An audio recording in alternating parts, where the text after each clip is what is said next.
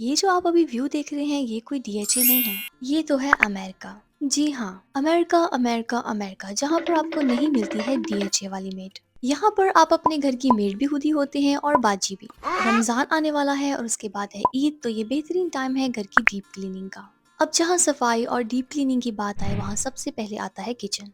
सबसे पहले सफाई करते हैं चूल्हे की। इसके लिए मैं इस्तेमाल करूंगी स्क्रब फ्री का ये ओवन क्लीनर। सारे चूल्हे के ऊपर अच्छी तरह से इसको स्प्रे करना है और 10 से 15 मिनट के लिए इसको छोड़ देना है। थोड़ी ही देर में सारी चिकनाई इससे सॉफ्ट हो जाती है और बहुत ही आसानी से अच्छी तरह से सारे चूल्हे को मैं इससे साफ कर लेती हूँ।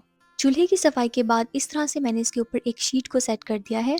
ये बहुत ही अच्छी शीट है, बहुत आराम से वॉश भी हो जाती है और रीयूजेबल है।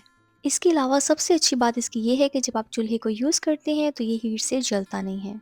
चूल्हा तो हो गया साफ। अब बारी है माइक्रोवेव की। इसकी क्लीनिंग के लिए मैं ये स्टेनलेस स्टील का स्प्रे यूज़ करती हूँ। सारी सरफेस के ऊपर अच्छी तरह से इसको स्प्रे करना है और बस सिंपल एक टॉवल की हेल्प से इसको क्लीन कर देना है। माइक्रोवेव के नीचे जो फिल्टर होता है उसको क्लीन करना बिल्कुल ना भूलें। मैंने इसको सिंपल डिश सॉप की हेल्प से वॉश किया है और ड्राई करने के बाद दोबारा इसमें फिट कर दिया है। घर के फ्रिज को भी मैं साफ करूंगी स्टेनलेस स्टील के इस क्लीनर से। ये ना ही सिर्फ चिकनाई को साफ करता है बल्कि स्टेनलेस स्टील की सरफेस को पॉलिश और शाइन भी करता है। अब बारी है किचन के कैबिनेट्स की। वाइट वाइट ये कलर लगता तो बहुत प्यारा है, लेकिन इसकी सफाई का ख्याल रखना उतना ही मुश्किल। इनके इन डिज़ाइन और किनारों में अक्सर डस्ट और चिकनाई जमा हो जाती है। सिंपल इस तरह के ब्रश की हेल्प से किनारों में जमा हुई डस्ट की मैं सफाई कर लेती हूँ और गरम गरम पानी वाले माइक्रोफाइबर टॉवल की हेल्प से बाकी सारी सरफेस की क्लीनिंग कर लेती हूँ। अब करते हैं साफ किचन के शैंडलियर। दिखने में तो ये चीज़ें बहुत प्यारी लगती हैं, लेकिन इसमें जमा हुई डस्ट और चिकनाई को साफ करना उतना ही मुश्किल काम। इस तरह के ब्रश की हेल्प से पहले मैं सारी इसकी सरफेस को साफ कर लेती हूँ ताकि अगर कोई हल्की फुल्की डस्ट है तो वो साफ हो जाए। अब एक हार्ड ब्रश की हेल्प से जो मजीद इसके कॉम्प्लिकेटेड किनारे हैं मैं उसको साफ करूंगी ताकि इसके ऊपर जो डस्ट और सख्त चिकनाई है वो थोड़ी नरम हो जाए और मुझे इसको साफ करना आसान हो। अब एक गर्म पानी में धुले हुए गर्म माइक्रोफाइबर टॉवल की हेल्प से मैं इसको आहिस्ता आहिस्ता और मुकम्मल साफ कर लूंगी। जितना आसान मेरी बातों से आपको लग रहा है इसको साफ करना, उतना आसान ये है नहीं। लेकिन अगर आपको अपने प्यारे घर को मज़ीद प्यारा बनाने के लिए इस तरह की प्यारी प्यारी चीज़ें चाहिए तो फिर अपने प्यारे प्यारे हाथों से इनकी सफाई करने के लिए मेहनत तो करनी पड़ेगी। काफ़ी सारी मेहनत के बाद फाइनली ये शैंडलियर्स भी साफ़ हो गए। ना ही सिर्फ किचन की बाहर से सफाई की बल्कि जितने भी दराज थे और उनकी चीज़ें थी उनको साफ़ भी किया और ऑर्गेनाइज भी। किचन की सफाई हो और सिंक साफ ना हो, ऐसे कैसे हो सकता है?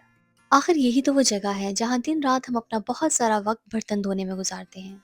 बस फिर जल्दी से मैंने अपने सिंक को धोया और खुशबू के लिए विनेगर और बेकिंग सोडा भी डाला। क्या आपको पता है कि जिस वॉशिंग मशीन में हम कपड़े धोते हैं उस वॉशिंग मशीन को खुद अपने आप को धोने की भी ज़रूरत पड़ती है। इसके लिए आप थोड़ी सी मिकदार में बेकिंग सोडा और विनेगर को वॉशिंग मशीन में डालें।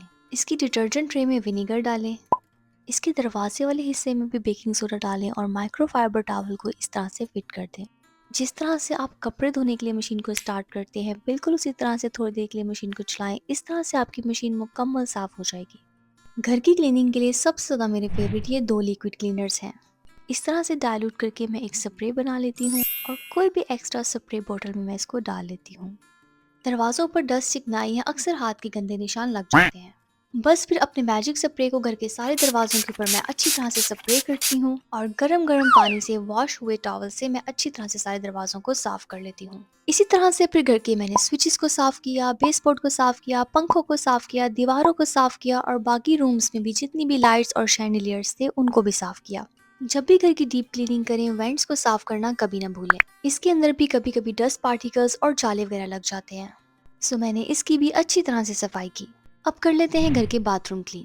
मुझे यहाँ सबसे ज़्यादा मुश्किल काम लगता है बाथरूम साफ करना, क्योंकि पाकिस्तान में आप बस पानी खोलते हैं और घर की हर चीज़ को धोते चले जाते हैं और बहुत ही आराम से साफ कर लेते हैं। लेकिन यहाँ पर आपने ध्यान रखना होता है कि सफाई भी हो और पानी का मैस भी ना हो।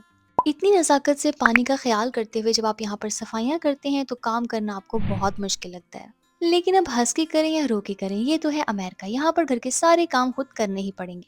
बस फिर हंसते मुस्कुराते आप लोगों के साथ बातें करते करते मैंने अपने घर के सारे वॉशरूम्स भी साफ कर लिए। अब जल्दी से कर लेते हैं घर के क्लीन कारपेट। अगर घर में बच्चे हों तो वो अक्सर खाने पीने की मुख्तलिफ चीज़ें कारपेट के ऊपर फेंक देते हैं, जिससे बाजुकात बहुत ही जिद्दी और बुरे दाग पड़ जाते हैं। क्योंकि डीप क्लीनिंग हो रही थी तो मैंने सोचा कि इस कारपेट को भी साफ कर लेते हैं। सादा गर्म पानी के अंदर डिश सोप को डाल के मैंने एक मिक्सचर बनाया है। फिर मैंने एक ड्रिल मशीन को लिया और इसके आगे क्लीनिंग ब्रश को फिक्स किया। इस ब्रश की हेल्प से ना सिर्फ जल्दी क्लीनिंग होती है बल्कि क्लीनिंग करना बहुत आसान हो जाता है। इसके साथ मैंने कारपेट की क्लीनिंग मशीन ली है। इसकी एक साइड पे मैंने सिंपल गर्म पानी को फिल किया है। अगर आप चाहें तो क्लीनिंग सोल्यूशन को डायरेक्टली भी इसमें फिल कर सकते हैं। अब जिस हिस्से में दाग है, क्लीनिंग सोल्यूशन को इस्तेमाल करते हुए ब्रश की हेल्प से मैं अच्छी तरह से इसकी सफाई कर रही हूँ। थोड़ी देर में दाग अच्छी तरह से साफ हो जाएगा। अब क्योंकि इसमें सोप है, इसलिए मशीन में जो मैंने गर्म पानी डाला था उसकी हेल्प से मैं इसको वैक्यूम और साफ कर लूंगी। काफ़ी ज़्यादा मेहनत के बाद अब ये कारपेट तो हो गया मुकम्मल साफ। इसी तरह से कारपेट के ऊपर जहाँ जहाँ पर भी मुझे दाग महसूस हो रहा है, मैं इस ब्रश की हेल्प से साफ कर लूंगी। इसके बाद ये मेरा फेवरेट कारपेट पाउडर है। इसकी स्मेल बहुत ही खूबसूरत है। घर के सारे कारपेट्स के ऊपर अच्छी तरह से मैं इसको फेंक देती हूँ और 10 से 15 मिनट के लिए छोड़ देती हूँ।